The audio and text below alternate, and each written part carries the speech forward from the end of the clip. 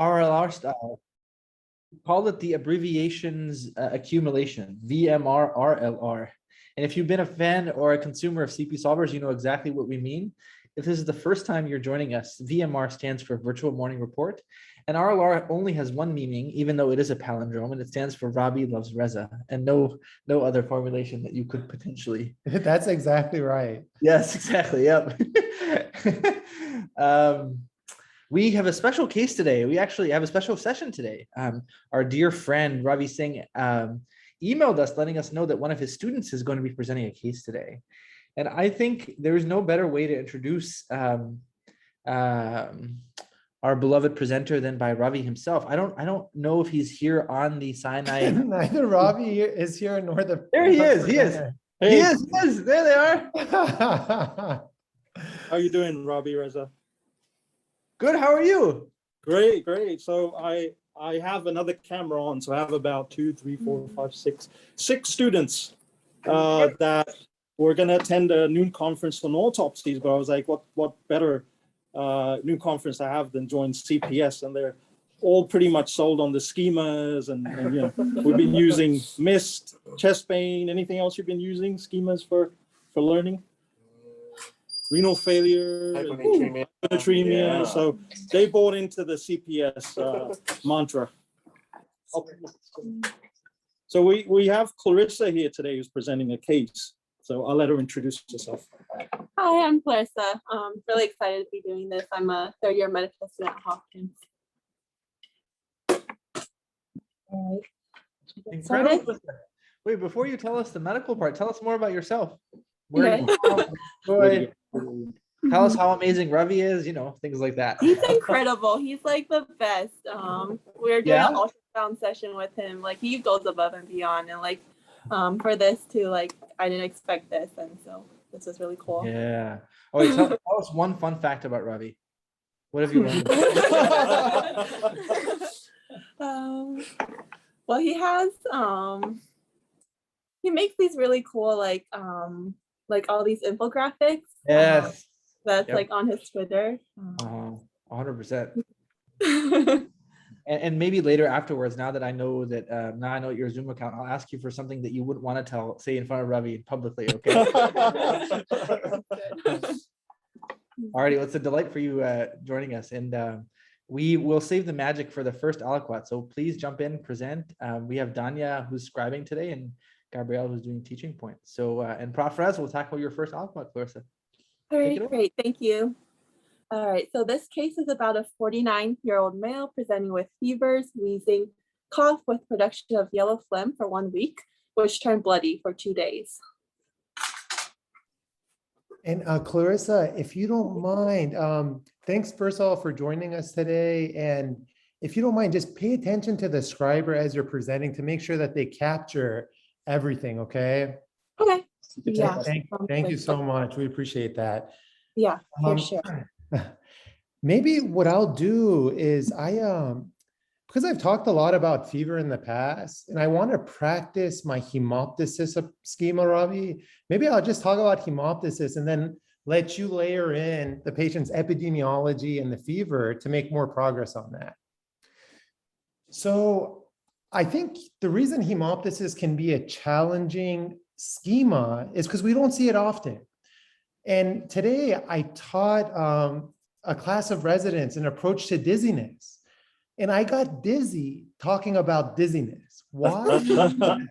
Clarissa, I don't think about dizziness often. And I don't want to say I get dizzy thinking about hemoptysis because that's a little more within internal medicine, but I'm not as good at it as I am shortness of breath or headache or chest pain. So I'm taking this opportunity in front of all of you to practice it.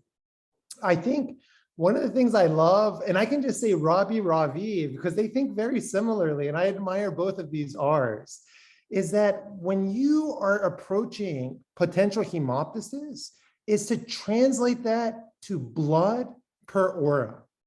Blood per aura, because we don't know if this is actually coming from the lungs. There might be some modifiers that prioritize that, and I'll leave that for the other R to discuss. But when it's blood per aura, it could be from the oropharynx, the GI tract, or the lungs. Or it could be a mimic of all of that. What can cause a mimic? The current jelly of Klebsiella or Serratia infections, where it's not actually blood. But I'm going to assume this is blood, and I'm going to assume it's from the lungs.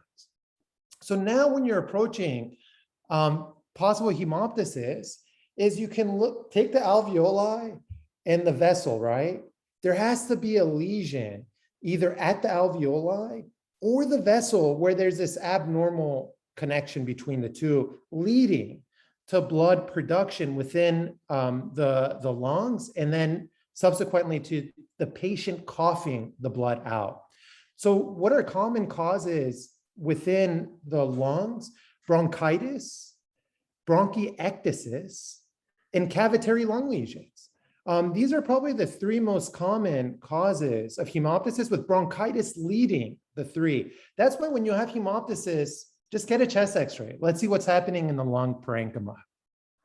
Now, if you move over to the vessel, and I am sharing the other R schema, you take a schematic or systematic approach. You start at the arteries, the capillaries, and then the venules. At the level of the veins, you can have, for example, a pulmonary embolism. Remember, that's within the arterial system, and that can present with hemoptysis. So that's in your artery section. Pulmonary aneurysms within your artery section. Within the capillary section, you can think of stuff like AVMs and diffuse alveolar hemorrhage. And within the venous system, Suresh.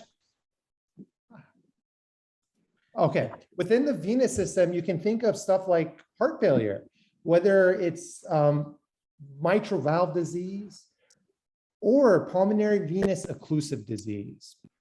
So to summarize, when you're approaching anything red from the mouth, say, is it truly blood or not?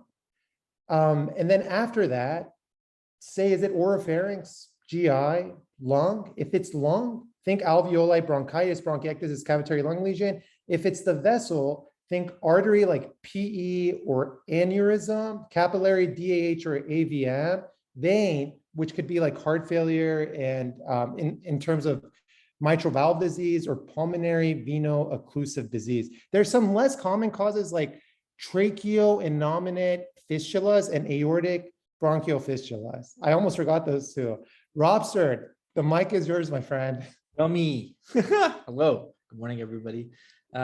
I will say that Reza's approach is very comprehensive, and another lens on hemoptysis is that we're plagued by the base rate.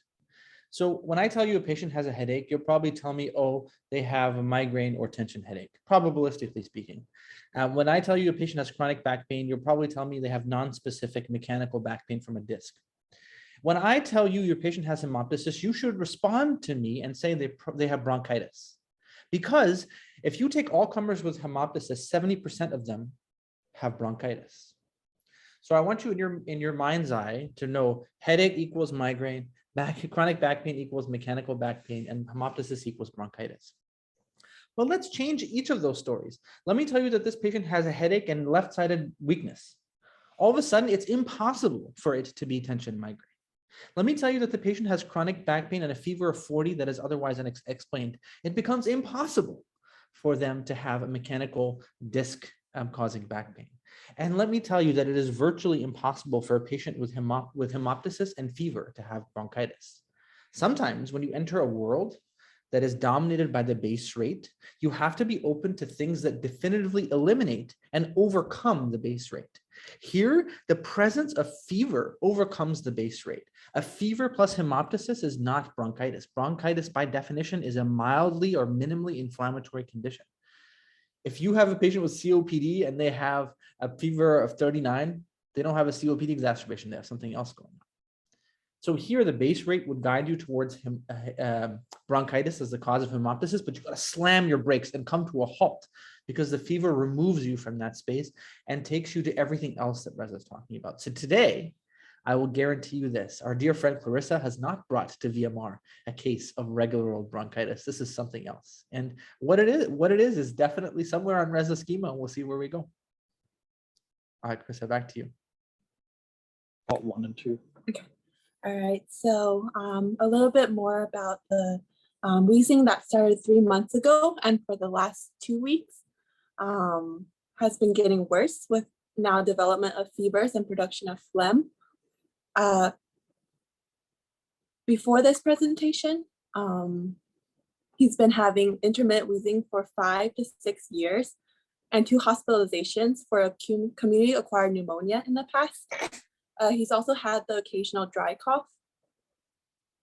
And then he's been treated multiple times for asthma exacerbation with azithromycin, oral steroids, and inhaled albuterol. A few years ago, he had symptoms of dyspnea and wheezing. His primary care physician treated him with inhalers, decongestants, and allergy meds, which helped, but they couldn't identify his problem and sent him for a pulm consult. And the pulmonologist treated him for asthma, GERD, and seasonal allergies. He's also been seen by allergy and immunology, as well as ENT, with multiple investigations, but no resolution of these episodes. He's continued to have intermittent symptoms during this time, and it's never gone better. He eventually came to the ED, where he was found to have weakness, cough, fever, dyspnea, and wheezing that's not responding to the inhalers. And so for his past medical history, some of it's already listed, and then he's had hypertension, depression, GERD, and then for allergies, he has none. For medications, hydrochlorothiazide, 12.5 milligrams each day, PO every day, aspirin, 81 milligrams, PO every day, Lexapro, 10 milligrams, PO every day, and then albuterol and steroid inhalers. And then albuterol, yeah, and steroid inhalers. And for social history, he's a non-smoker, and then occasionally drinks alcohol.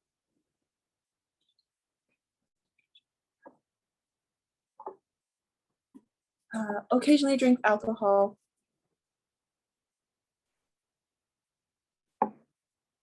Works in the Department of Commerce, lives in Ohio, but is visiting Washington, D.C. for work.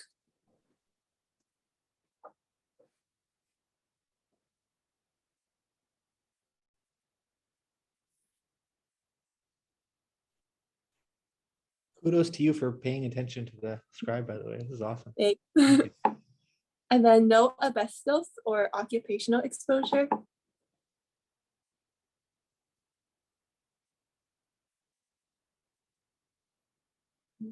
No recent travel abroad. No pets. And then PPD negative in the past, as well as HIV negative. And has gotten a flu shot, but no pneumonia shot. And this is before the time of COVID.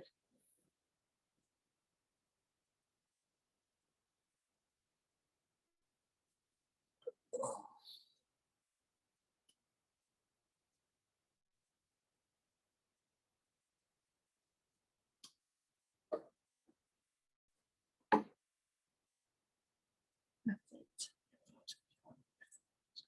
Okay. Do you want the physical exam as well? No, honestly, we started a little bit early and you've given us so much information, early meaning like on time. So I think we can actually stop here. Usually we usually want more data, but I think there's so much to digest here. I just want to commend you. Clarissa, can I ask you how far along in your third year? Is that right? Correct. Yeah. Amazing. I clearly you're being trained and you are putting in a ton of work, because to be able to present this so clearly is not an easy feat. Kudos to you. I imagine that some nerves were at play before, and I hope they're disappearing slowly but surely. Thank you so much. Of course. So watch this. all that I spoke to you, Clarissa, for the last 30 seconds, and none of it was musical. The only thing I have to do to sound musical is to obstruct my lips. Watch this. Wheezing is just that. That sound that's way more musical than my actual voice means that the patient is obstructed somewhere along their airways. Okay, so wheezing equals obstruction. And what often happens is a mistake, but it's not really a mistake. We apply the base rate and we say that there are 3 common causes of airway obstruction. And those are chronic obstructive pulmonary disease, or COPD, asthma, and then a lot of diseases that have asthma within them, but aren't just asthma. And those are called the asthma plus syndromes. Those are pretty, in sum total, all wheezing is either COPD, asthma, or asthma plus. And I'm going to reflect for another minute or so on wheezing, and then I'll actually pass the mic to Reza to see what else grabbed his attention and how he would use the other modifiers for wheezing. So if we then move beyond the base rate and say, okay, I'm going to think about those for sure, but what else do I think about? That's when you have to do a little bit of a localization exercise and say, is the wheezing actually accompanied by features of an upper airway obstruction? Is there stridor associated with it? Is there improvement with wheezing with flexion or extension of the neck? Those would localize to disorders of the trachea or the vocal cords. Okay. And after that are essentially other lower intrathoracic causes of airway obstruction that are not COPD or asthma. And if I tell you a story of somebody who got a penicillin who one day later comes in with rash, wheezing, hypotension, GI upset, you would tell me that anaphylaxis is a cause of wheezing. And there are many other ones too, as fancy as migrating parasites and strongyloides. And I say that because Kushal is here and he presented a case of strongyloides with wheezing that I will never forget. But also non-allergic things like pulmonary edema sometimes can actually cause wheezing. I'll share this with you visually before passing the mic to Reza so you see it. And again, the base rate, COPD, asthma, asthma plus syndromes. Your next job is to localize it to the upper airway. You can actually hear the wheezing here with your stethoscope. You can hear stridor, and there's a long differential for this based on if it's in the lumen of the trachea and the wall of the trachea or external obstruction. In the lower airway, there are allergic diseases that are asthma-like, but not asthma plus. These are anaphylaxis, acute hypersensitivity pneumonitis, Kushal's favorite parasite, mastocytosis, and some other things. And non-allergic obstruction from water or from a fascinating mechanism in PE. And this rare entity called bronchiolitis, which actually was featured in the NAJM very recently. Maybe I can clarify one thing I realized just for the crispness of improving my own teaching, which is what is the difference between asthma plus and asthma-like? Asthma plus means that you have asthma and you have other things, meaning that your PFTs look like asthma and you have other features. Asthma-like it looks like asthma, but the PFTs actually are different and the tempo is different. Alrighty, mic to you, Prof. Rez. Clarissa, I also want to applaud you for presenting this masterfully and allowing us to absorb all the information, both on the whiteboard and within our cranium. I think when we started this case out, we weren't sure if this blood per aurum is coming from the lungs. The dyspnea, the wheezing, all suggest it is coming from the lungs. The other thing that's important is that we're dealing with an inflammatory process. And you can't criticize the clinicians for treating this patient for a community-acquired pneumonia, because that's a very common cause of fever, dyspnea, cough, and you might have some reactive airway disease. I think the reason at this juncture that we have to lessen the probability of a typical community-acquired pneumonia is how long this patient has had symptoms for. So when you have symptoms for 3 months, you can be very confident that you're not dealing with the run-of-the-mill typical bacterial pneumonia from S. pneumo, H. flu. Here, actually, Robbie, what I did was apply my sort of refractory pneumonia schema. And where I am right now is either we're dealing with an atypical infection that's leading to inflammation, like a fungus, a parasite, or a mycobacterial infection, less likely to be virus because of the duration of symptoms. or we're dealing with a non-infectious inflammatory process. And these can include vasculitides like EGPA or malignancies like lymphoma. So what are we to do next? Yes, we are going to do the physical exam, but I am very interested in the CBC, the differential, and a CAT scan of the lungs to analyze the patient's parenchyma. I think one of the most important things that you told us, Clarissa, is that this patient is HIV negative, because if you frame someone as immunocompromised with inflammation and hemoptysis, that infectious possibilities broaden, and even the common infections are more severe. So that HIV status is crucial. And middle age happens where like most of the autoimmune diseases start becoming prominent. The rare autoimmune diseases, middle age. And we note that this patient is 49 years old. So Robbie, I'm still atypical infection, autoimmune, cancer, all are at play for me causing inflammation. We're just going to need some modifiers to help prioritize amongst these three categories of inflammation. Mike, to you, my friend.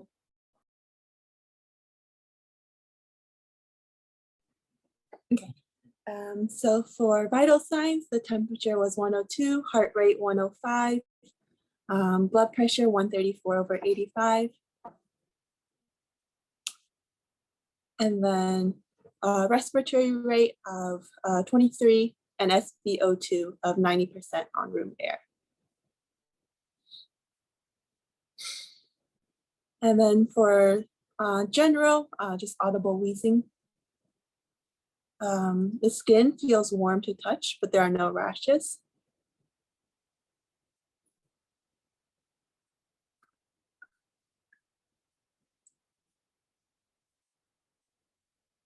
And then there's also a plethoric flush place for the skin.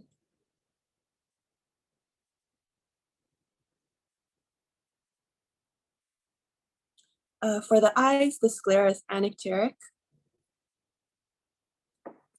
And then no lymphadenopathy. And the neck is supple and no JVP.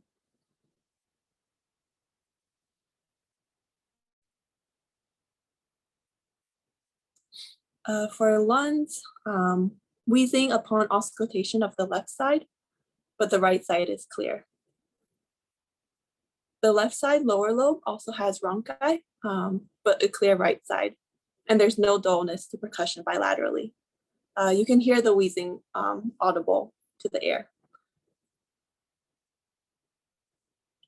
And then for cardiovascular, S1, S2 with no murmurs.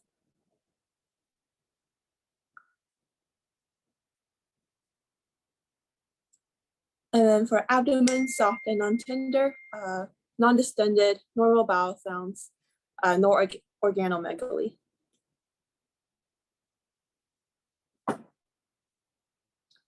And then extremities showed no edema as well. And the neuro exam was unremarkable. And alert-oriented mental status.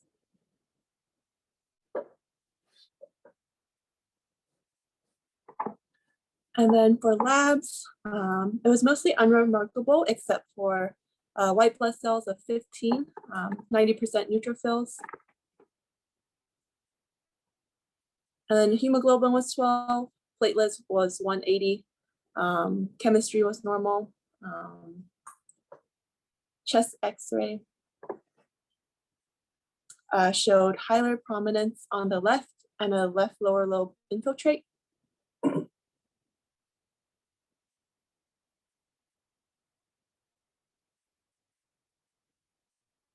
And then EKG showed sinus tachycardia, heart rate 105.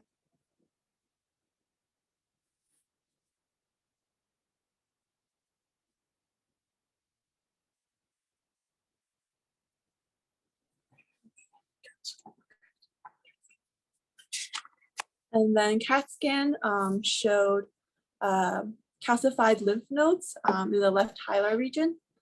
Other findings were infiltrates suggestive of pneumonia. I'll stop. All right, Clarissa, is this a good place to pause? Yeah. All right, thank you. So much information here. Very rich aliquot. And I have to say, I love seeing the med student Sinai group looking at the monitor. You guys are making us feel special. It's nice to see a group of learners there. Robbie, I'll tackle maybe the physical exam and leave the lab's imaging for you to comment on, okay? Looking at the physical exam, right away, we see that this patient has fever. And fever is the most specific marker of inflammation. And for every 1 degree rise in temperature, we expect the heart rate to increase by 8 beats per minute. This is Liebermeister's rule. So that tachycardia is a consequence of this patient's fever.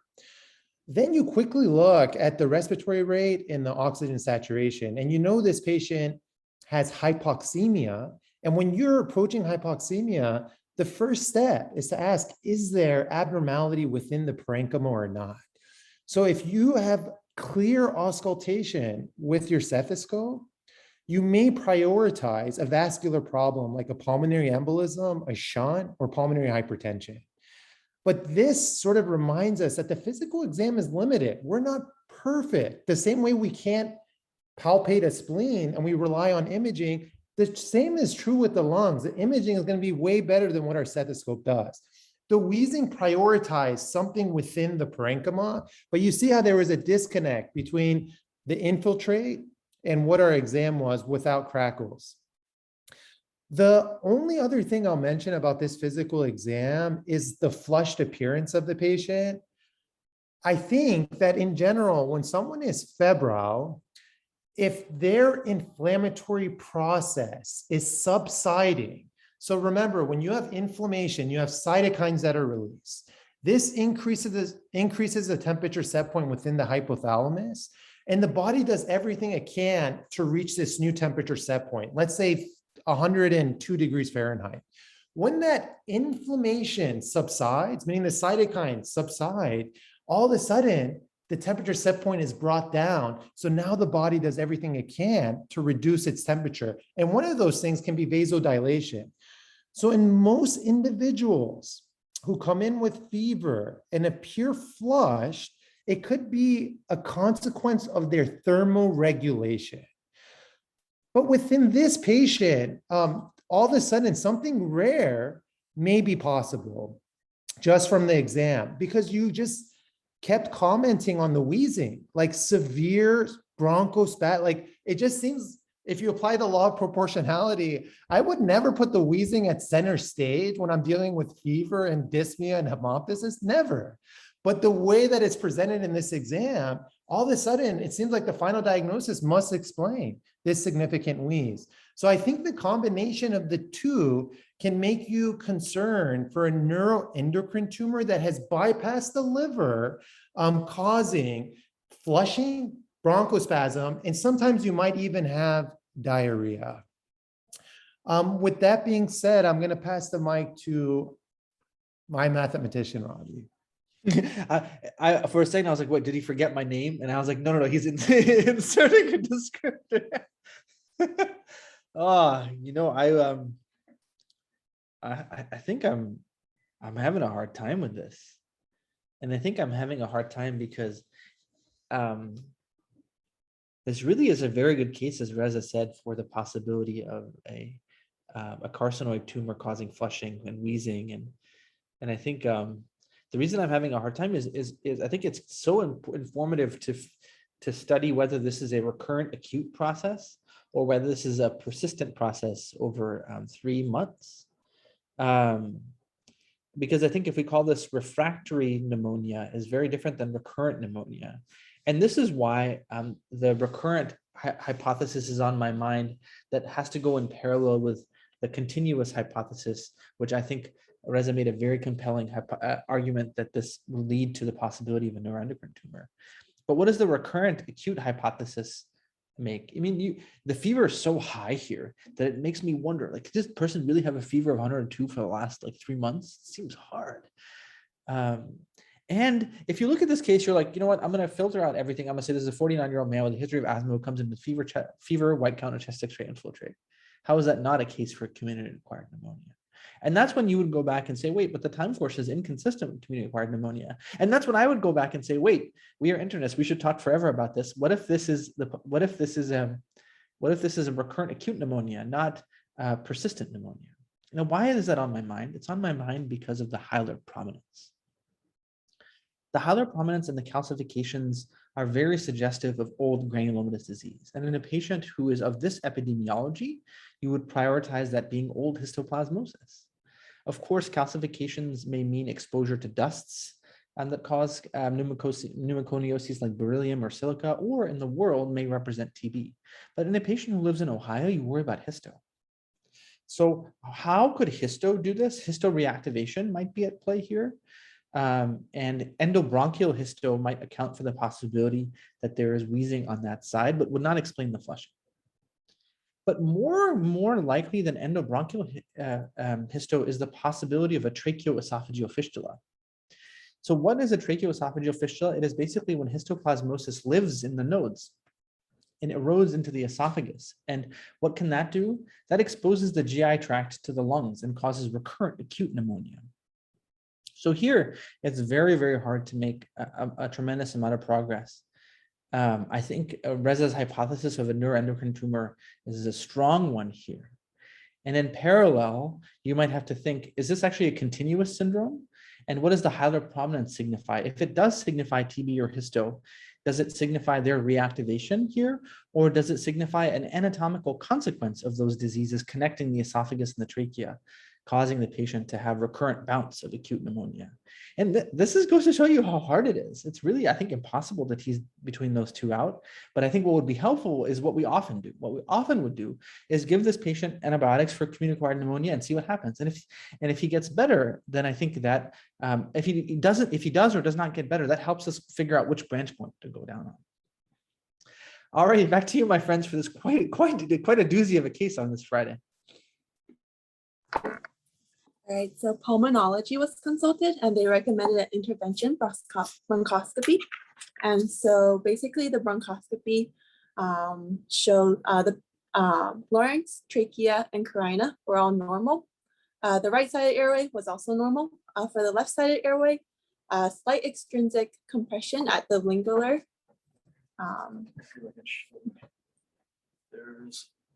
So go ahead, describe. For the left-sided airway, slight extrinsic compression at the lingular segment, and then granulation tissue obstructing the left lower lobe bronchus. It was then found that this tissue could be manipulated. And then a YAG laser was used to remove the granulation tissue, which was overlying a broncholift.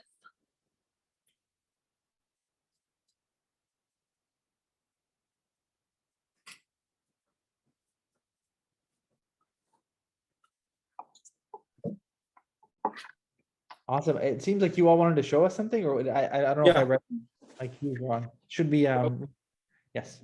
That was the bronchoscopy picture with the granulation tissue overlying the lesion. And you see the obstruction of the left upper lobe. And then this was a removal of a broncholift. Once they removed the granulation tissue, they found this broncholift, which was eroding through. And then this is the calcified lymph node that was then removed. So I guess discuss when they took it out. How did you? So as soon as he got out of the bronchoscopy, his wheezing went away. So that was therapeutic.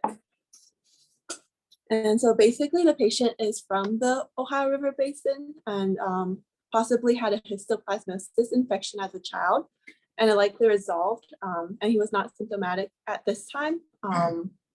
And laboratory confirmation of histo infection can be difficult in patients who are in convalescent phase of infection. However, it can still present with broncholephasis. Yeah, and we kind of wanted to add a label like Kirtan does, and what do we name this case? Wheezing rocks. So we.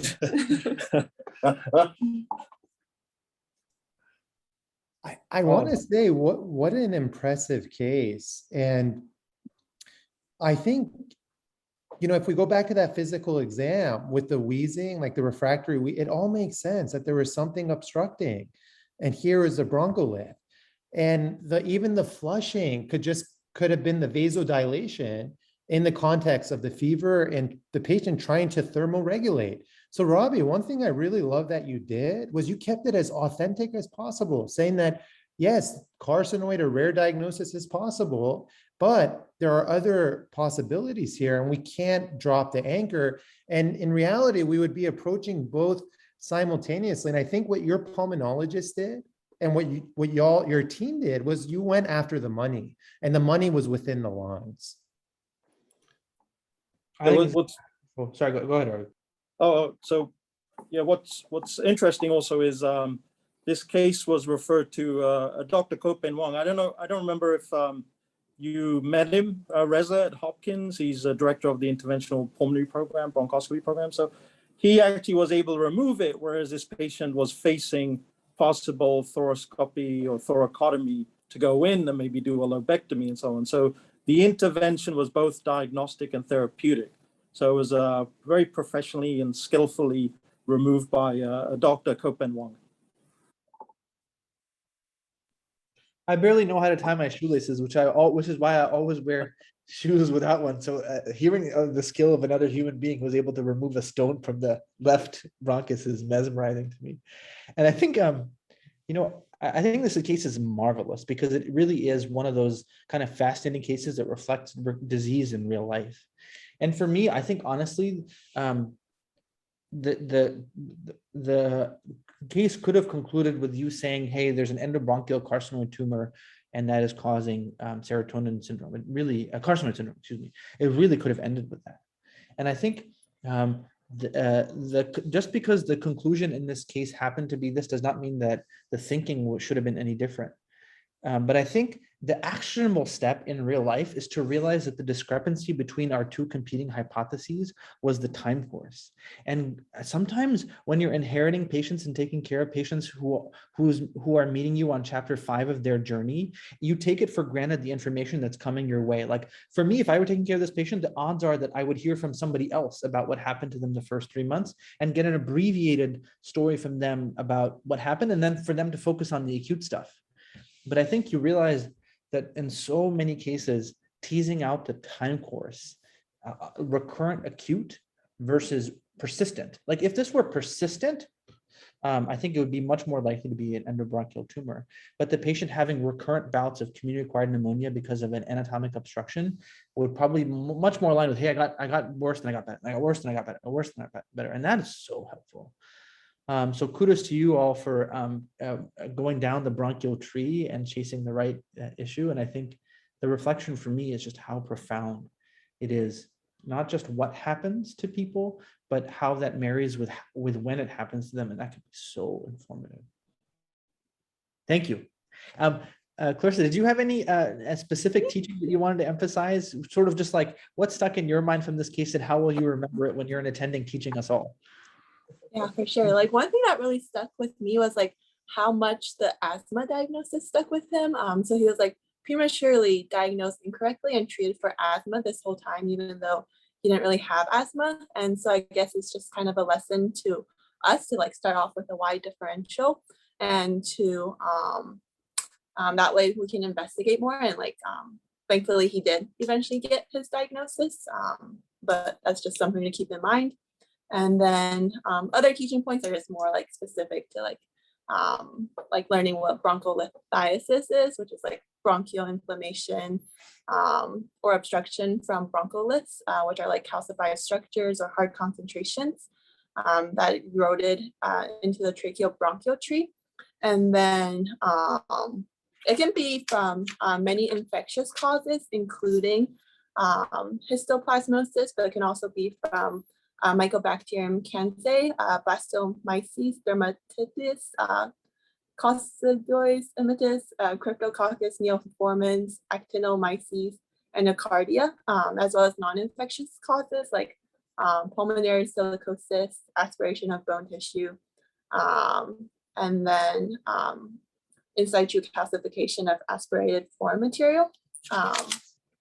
And then It usually presents, so it presents with like non-specific chronic cough, hemoptysis in 30 to 85% of patients, lithoptysis, which is like spitting out like the calcium stones in less than 20% of patients, chest pain, wheezing, and fever.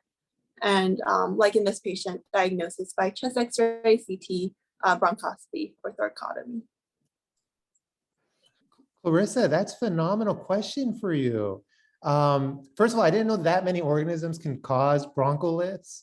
But my question for you is this.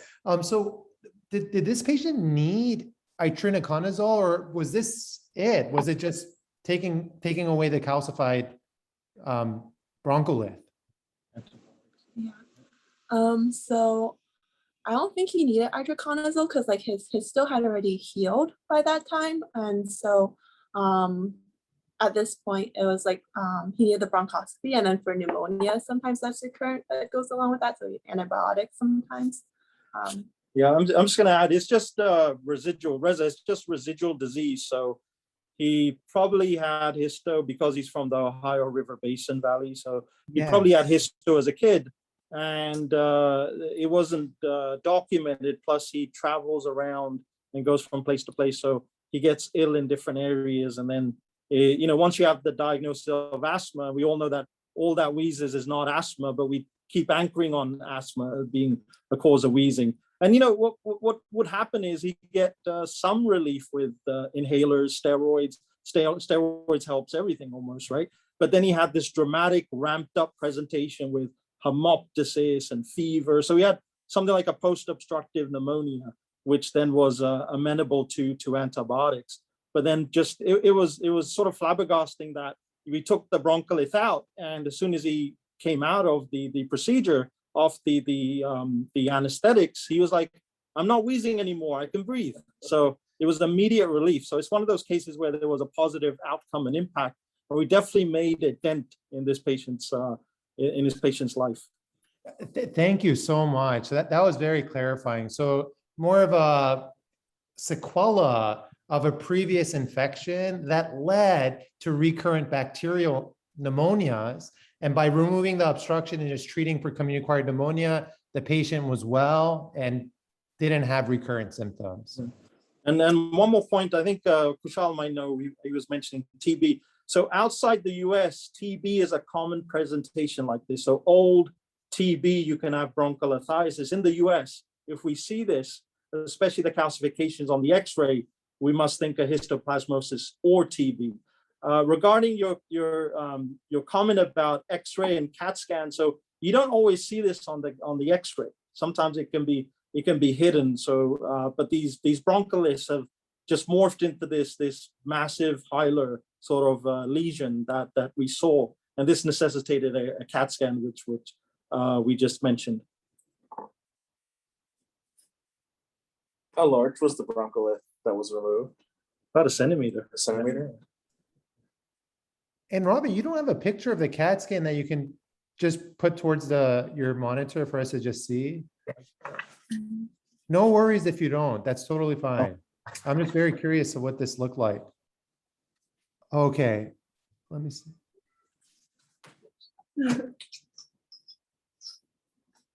Oh, got it. Thank you so much, Ravi. We see it right there. All right, y'all, a doozy of a case. It was a wonderful group from our friends over at Mount Sinai. Gabrielle, you're standing in last minute, helping out a CP Solvers team member. Do you want to take us home through the teaching points today? Sure, amazing case. I learned a lot, especially on how to approach the hemoptysis and the wheezing. So for a start with the teaching points, at first, one of the chief main complaints that stood out was hemoptysis. So first, we should approach hemoptysis as res a thorax, as blood per aurum. And we will try to localize the lesion in the GI system or the oropharynx, or if it's true hemoptysis. To better make a differential diagnosis of hemoptysis, we have to understand the mechanism behind it. And the mechanism is basically an abnormal connection between two structures, the parenchyma and the vasculature. And any alteration of these structures will lead to hemoptysis. So for example, in the parenchyma, we can have bronchitis, and bronchitis, as Ravi taught us, it accounts for 70% of the cases for hemoptysis. So we should look forward to it. And other causes are bronchiectasis and fistula. And for the vasculatory issues, we have three big boxes, such as the artery system, pulmonary embolism, pulmonary aneurysm, capillary, diffuse alveolar hemorrhage, arterial venous malformation, or for the venous a system, for example, a patient with heart failure. Then also along the journey, one of the things that stood out the most was the wheezing.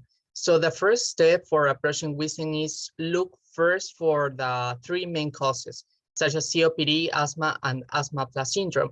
But we also should be aware of the law of proportionality. I love saying that. Because if the asthma, COPD, or asthma plus syndrome doesn't explain all these symptoms of wheezing, such in this case, we should look forward. So for the second step, we should localize further. If there integrate more in the clinical history, if there is any clue of upper respiratory obstruction, if the wheezing changed with position, we will try to localize in the upper respiratory or the intrathoracic problem, such as this case. So later, with a physical exam and the labs and imaging, we were connecting the dots, and Ravi also taught us that this patient has a recurrent community-acquired pneumonia. So we have to look for any kind of obstruction within the intraparenchymal pulmonary system. And also, Kirtan made a nice pair in the chat that wheezing plus plethoric flush in this case, and also RESA, should make us think of carcinoid syndrome. Later, the respiratory systems, the respiratory symptoms that are out of proportionality for this community-acquired pneumonia plus epidemiology, Ravi suggests this could be histoplasmosis bronchiolitis. So thank you so much for this awesome case, and see you tomorrow for a special international VMR. Yes, I think that was absolutely superb, Gabrielle. Superb walkthrough, and I love how concise it was. I just wanted to say that we're getting a special treat tomorrow. Ravi himself will be back and actually leading an effort along with our program director from Mayo to reflect on international medical graduates and their journey to the United States. So join Ravi again for his wisdom led by our fearless leader, Rafa, who will moderate the session tomorrow, and many of our CP Solvers team members will be there, including hopefully Gabrielle, Kirtan, and many you see. So join us tomorrow. It'll be a great session for many folks who are learning medicine outside the United States, and Ravi and other leaders will share their journey from starting abroad and ending up here. So we really, really hope to see you there.